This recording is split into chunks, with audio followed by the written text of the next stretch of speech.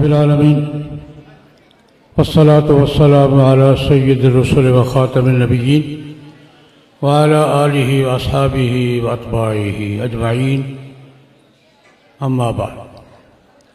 حفاظ کرام قراء کرام کے اس عظیم اجتماع میں اور حفاظ کرام کی دستار بندی میں شرکت ہم سب کے لیے سعادت کی بات ہے۔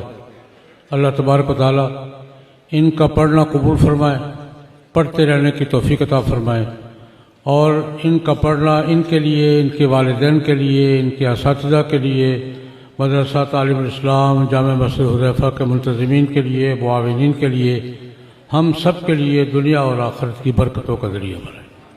یہ موقع دعا کا ہوتا ہے۔ دعا تو ہمارے مخدوم محترم حضرت مولانا نعیم اللہ صاحب دامت برکاتہم فرمائیں گے۔ حاضری کے لیے دو باتیں صرف عرض کر دیتا ہوں۔ ایک بچے نے سند سنائی اپنی، ماشاءاللہ بہت خوشی ہوئی کہ اپنی پوری تعلیمی سند انہوں نے زبانی سنائی ہے۔ ایک سند کا تذکرہ کر دیتا ہوں میں کہ برکت کے لیے، شرکت کے لیے۔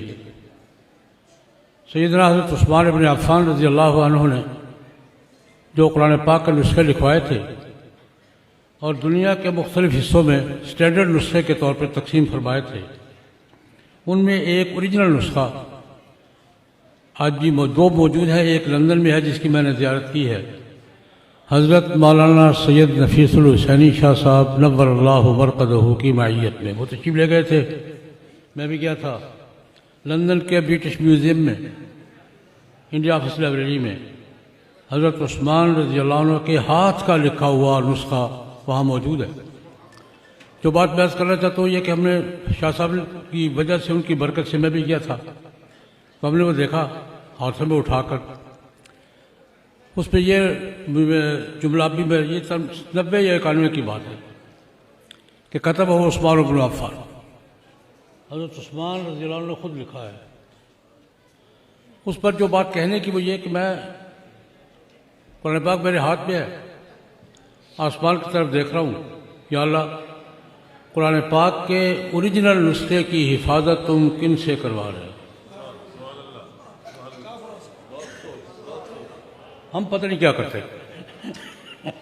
قرآن پاک کے اوریجنل نسخے کی حفاظت کن سے، یا اللہ کن سے کروا رہے ہیں؟ برٹش میوزیم ہے، انڈیا آفس لائبریری ہے، اور وہاں بڑے اہتمام سے، بڑی حفاظت سے رکھا ہوا ہے۔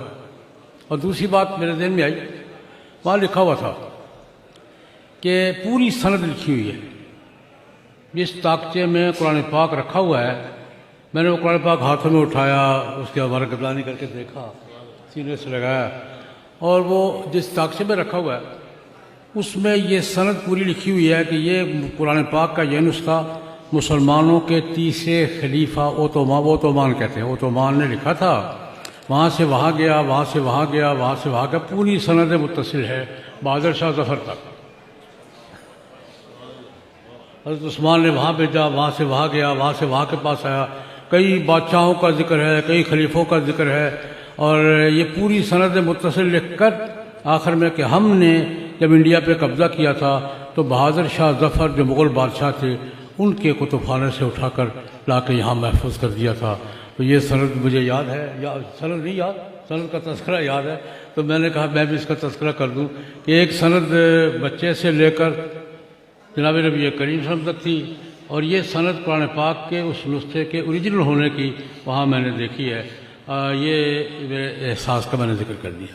ایک چھوٹی سی بات اور، بچوں نے قرآن پاک حفظ مکمل کیا ہے اور دعا مانگی ہے، ہم سب نے آمین کہا ہے۔ بچوں سے کہنا چاہتا ہوں، آپ نے دعا میں 4 باتیں مانگی آخر میں اللہ پاک سے، باقی بہت مانگی ہے، لیکن وہ 4 باتیں آپ نے کیا مانگی؟ اللہم ذکرنی منہ ما نسیت، مانگیے نا دعا، یا اللہ اگر بھول جاؤں تو یاد کرانا مجھے۔ علمنی ما جہلت، میں قرآن پاک سے واقف نہیں، بے خبر ہوں مفہوم سے، معنی سے، یہ مجھے کس سے، یا اللہ تو سکھا دے مجھے۔ وارزقنی تلاوتہ آناء اللیل و آناء النہار، یہ دعا بھی مانگی ہے نا کہ مجھے اس کی تلاوت کی صبح و شام توفیق دینا، رزق دینا مجھے۔ اور ایک چوتھی دعا بھی مانگی ہے، وَاجْعَلْهُ حُجَّةً یا رب العالمین، آپ کی یہ دعا اللہ پاک قبول فرمائے، ہم نے بھی آمین کہا ہے، ہم بھی اس دعا کے طلبگار ہیں۔ لیکن جو بات میں کہنا چاہتا ہوں بیٹا، یہ 4 باتیں مانگی آپ نے اللہ سے ہے، کرنی آپ نے خود ہے۔ کیوں بھائی؟ ذکرنی منہ ما نسیت، اگر بھول گیا تو اللہ پاک اوپر سے میسج کرے گا یا تم نے خود یاد کرنا ہے؟ کرنا کس نے؟ مانگ کس سے رہے ہیں؟ کرنا کس نے ہے؟ ذکرنی منہ ما نسیت، آپ نے اللہ سے مانگا ہے علمنی منہ ما جہلت، کہ اللہ مجھے قرآن پاک کا معنی مفہوم کا پتہ نہیں، تو اللہ میاں اوپر سے میسج کرے گا یا آپ نے سیکھنا ہے؟ سیکھنا ہے۔ اور تیسری وارزقنی تلاوتہ آناء اللیل و آناء النہار، کہ اللہ دن رات صبح و شام مجھے تلاوت کی توفیق عطا فرمائے۔ یہ کس نے کرنا ہے؟ اللہ نے تلاوت کرنی ہے، آپ نے کرنی ہے۔ اور چوتھی بات کیا مانگی ہے؟ وَاجْعَلْهُ لِي حُجَّةً یا رب العالمین، قرآن پاک قیامت کے دن حجت پیش ہوگا۔ نبی کریم صلی اللہ علیہ وسلم کا ارشاد گرامی ہے القرآن حجۃ لک او علیک، قرآن پاک نے تیرے بارے میں قیامت کے دن گواہی ضرور دینی ہے۔